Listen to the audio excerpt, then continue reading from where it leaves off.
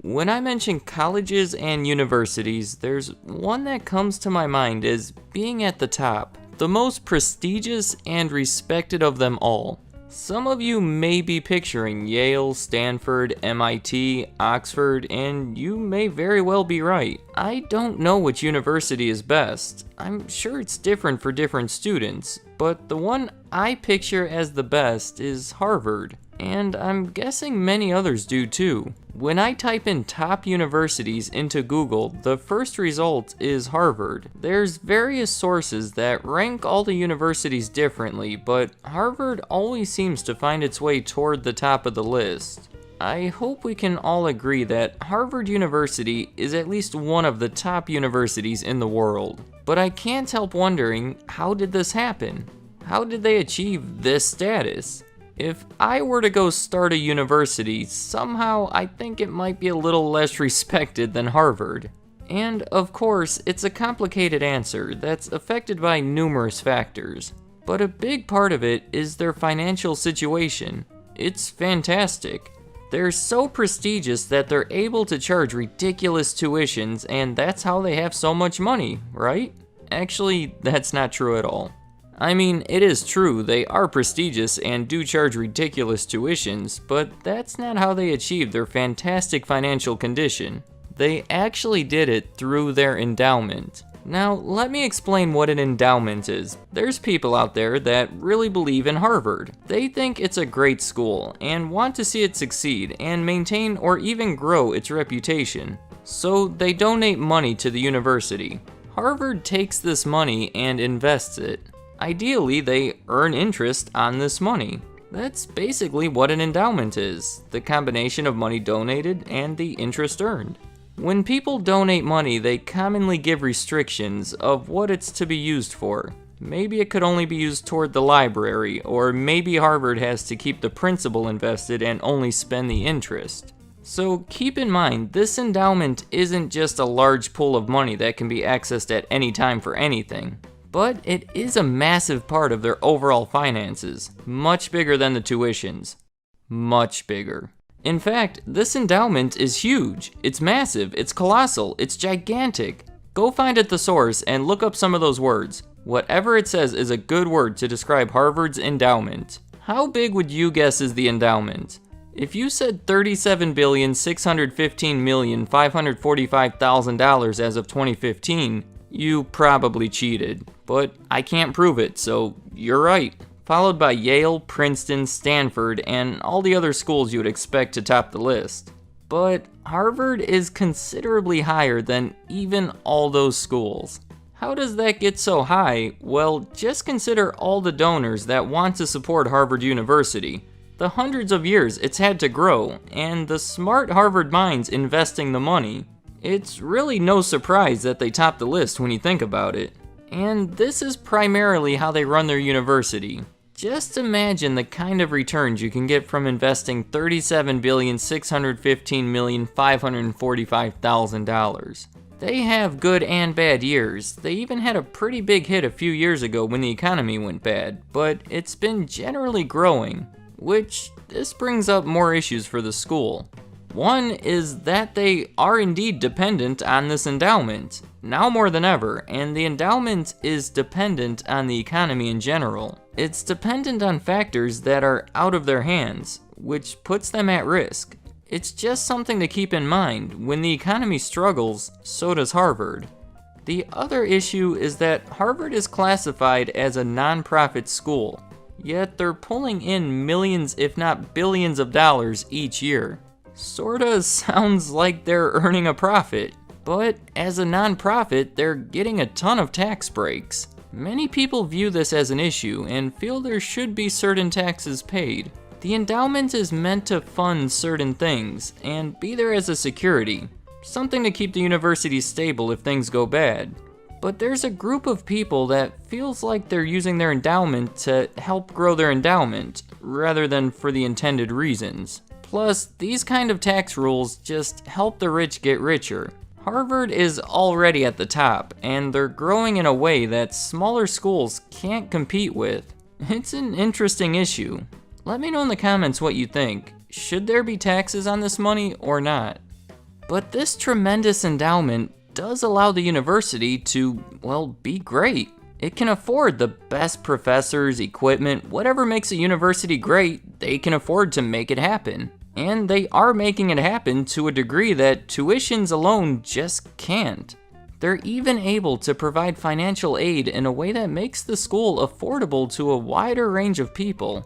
According to their website, Harvard is way cheaper than I would have ever even dreamed. This is from their website. More than 50% of their students receive financial aid. 100% can graduate debt-free. And over 20% of students' families pay nothing. From this page, you can click on a link to what they call the net price calculator.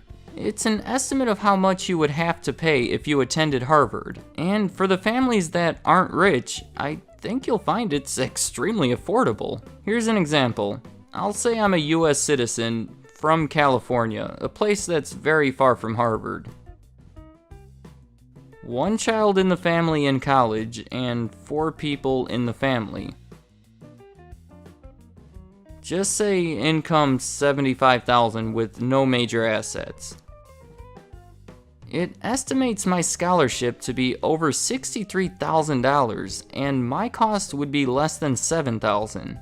And even that's broken down in a fair way. And when I lower the income, it just keeps getting better for me. According to this net price calculator, you can go to Harvard for a price that's comparable, if not cheaper, than most colleges. And just a couple more stats from Harvard that support that. The amount that parents making less than $65,000 are expected to contribute is 0. And 90% of American families would pay the same or less to send their child to Harvard as they would a state school. All of this does seem too good to be true, but keep in mind, Harvard wants the brightest minds in the world going to their school. Their acceptance rate is around 5%, and I would think you're not going to bother applying unless you think you have a shot. After all, the application process isn't as simple as just checking some boxes. So their students are at the top 5% from a pool of students that are already impressive.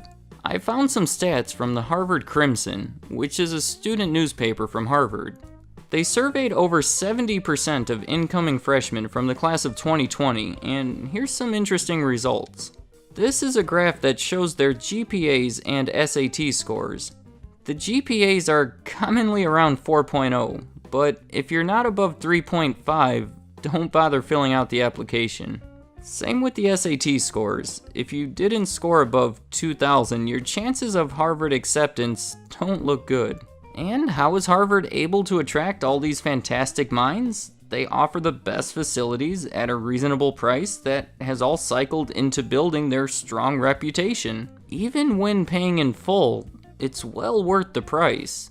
But there is that perception that Harvard is for rich people, which, as I showed, isn't completely true, but I think I know where the perception comes from.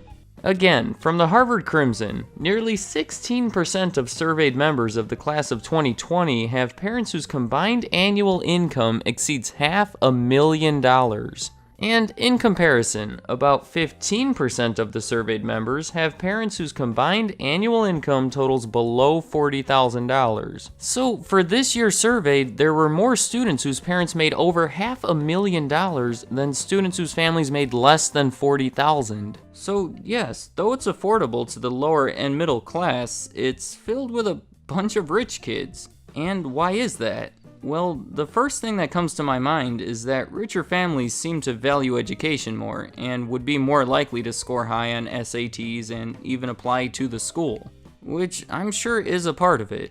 But look at this, only 16% are first-generation students. A Harvard graduate is likely to have a high income, which I think explains the high family income of most of the students. And looking at the first-generation income, and considering the fact that this is considerably lower than the income of the general student population, I think it helps prove that Harvard is filled with students from rich families, mostly because their families went to Harvard. So, for all the high school students watching this, don't think you can't go to Harvard because you're not rich. If you're pulling off anywhere near these SAT scores and GPA and all other things they want from their students, don't rule Harvard out. They want you there, and have their endowment to help make it happen. Honestly, above all else, I would want to go there simply so I can say, I went to Harvard. It's just cool saying that. And that's the giant cycle that keeps Harvard on top. They've built up this impressive endowment through donations that were received in part from a rich history and their reputation, which they invest to keep generating money that allows them to provide incredible facilities, which along with their reputation attract bright students, which helps further build their reputation, which helps further build their endowment. It just keeps building on itself. Oh, and plus Facebook was invented there. That's a plus. Let me know in the comments any thoughts you have about Harvard University. Should they be paying taxes or not? It's a bit of a controversial issue, and I'm interested in what everyone has to say about it. And if anyone watching this actually attends or has attended Harvard, please share anything you have to say about the university. I'd like to hear what you have to say. Thank you for watching.